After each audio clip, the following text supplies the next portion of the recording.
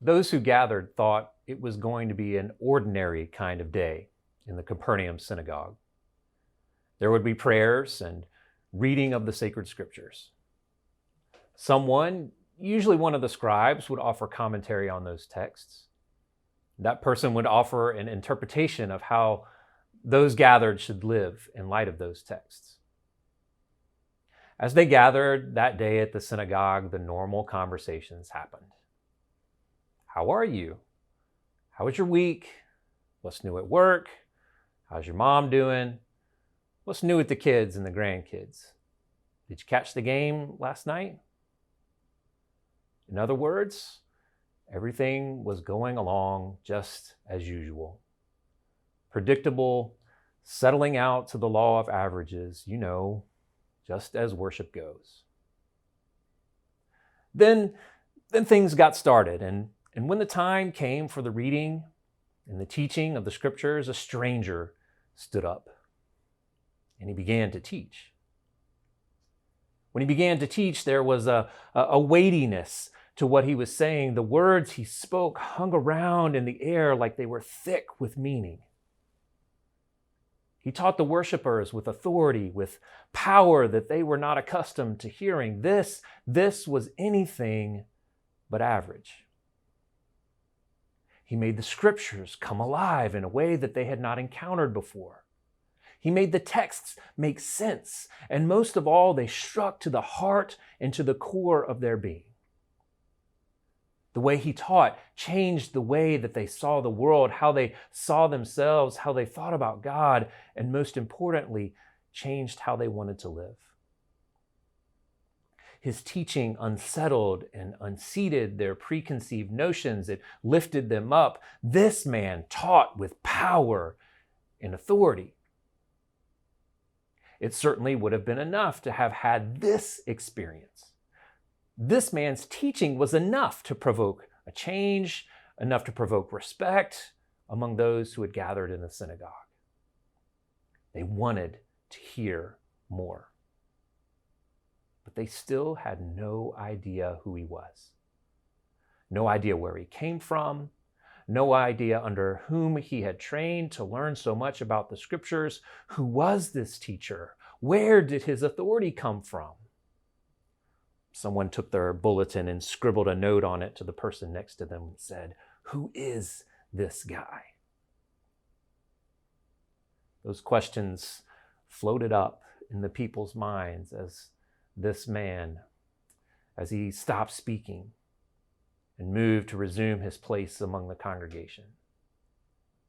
And just as he did, there was a disturbance, a commotion in the back of the synagogue. A man approached. He spoke up. And what he said was certainly not what everyone else was thinking. "What have you to do with us, Jesus of Nazareth? Have you come to destroy us? I know who you are. You are the Holy One of God." This was more of a challenge than it was an actual question. And the worshipers there were shocked and stunned in silence. The teacher stood back up and confronted the man with the Spirit. He commanded it to come out of him. And it did. It was at that point that the crowd moved from their shocked silence to bewildered buzzing, grabbing their questions from back out of the air and then asking each other, "Who is this that teaches with such power? He even has power over the spirits, and they obey him."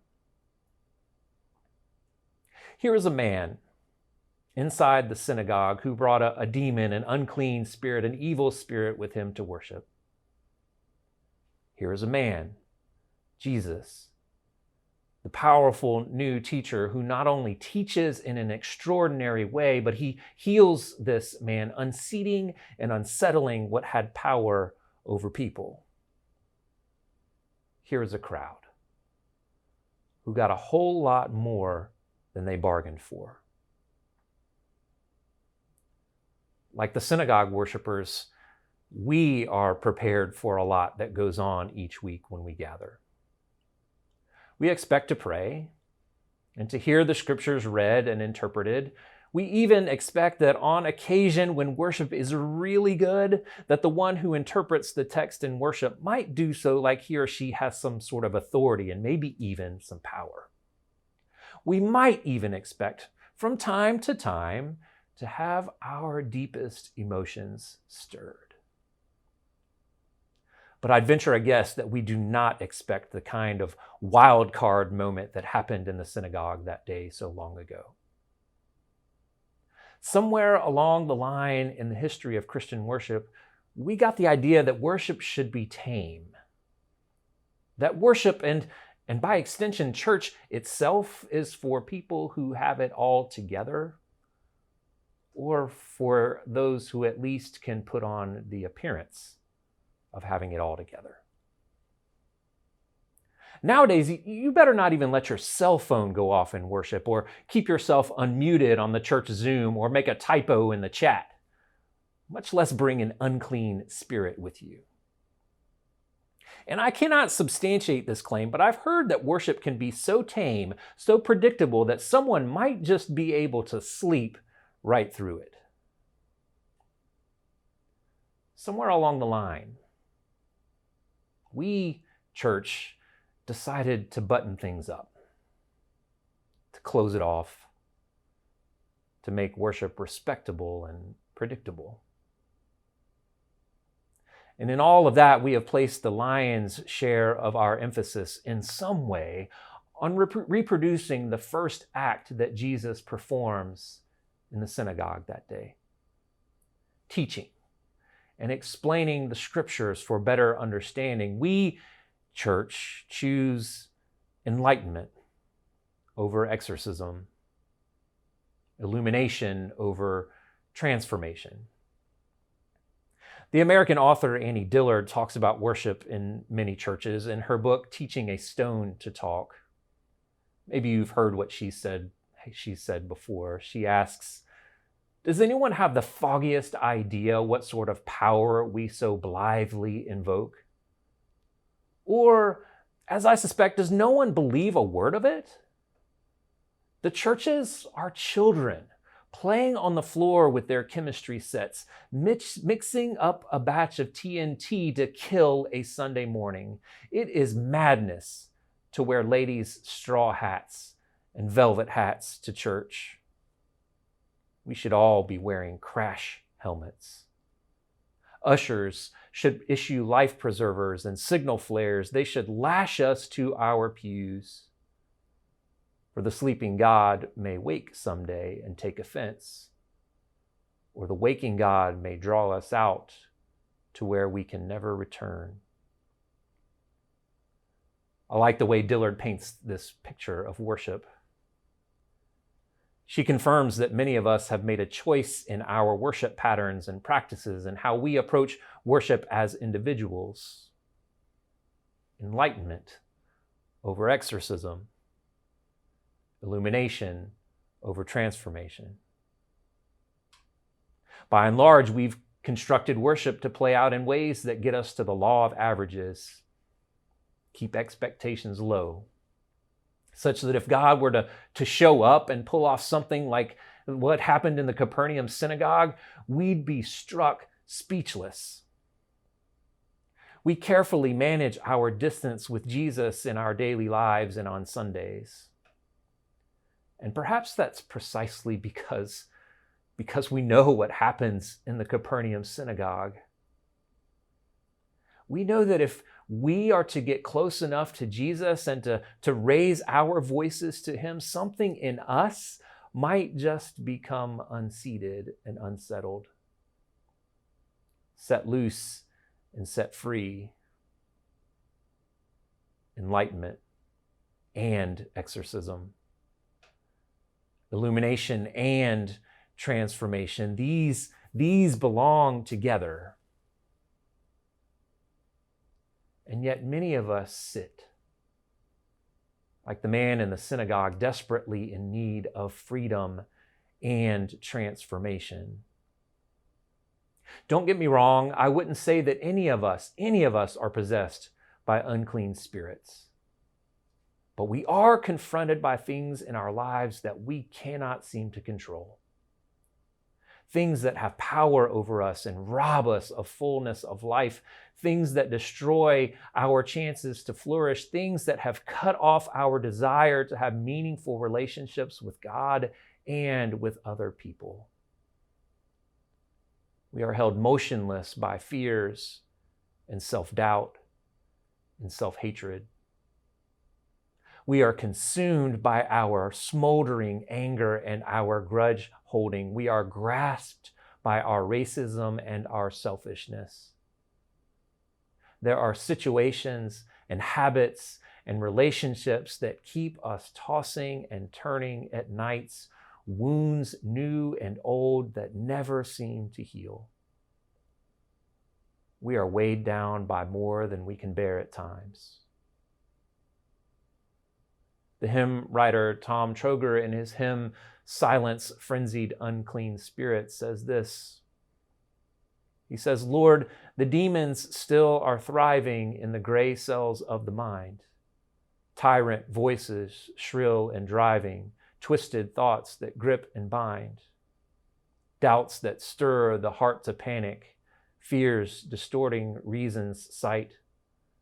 Guilt that makes our loving frantic. Dreams that cloud the soul with fright.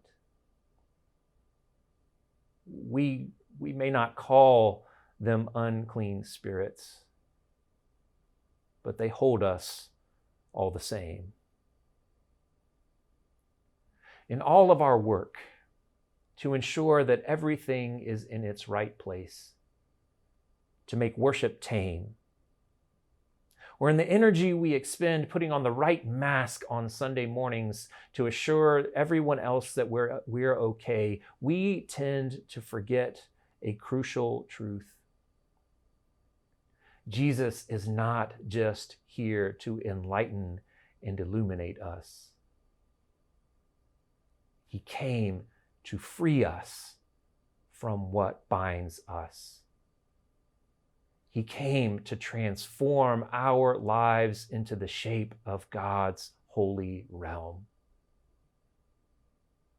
It may have slipped past us in the week after week routine of roughly 60 minutes on Sunday morning, year after year after year, but our text today invites us to see that Jesus comes into our midst for so much more than our personal enlightenment and illumination.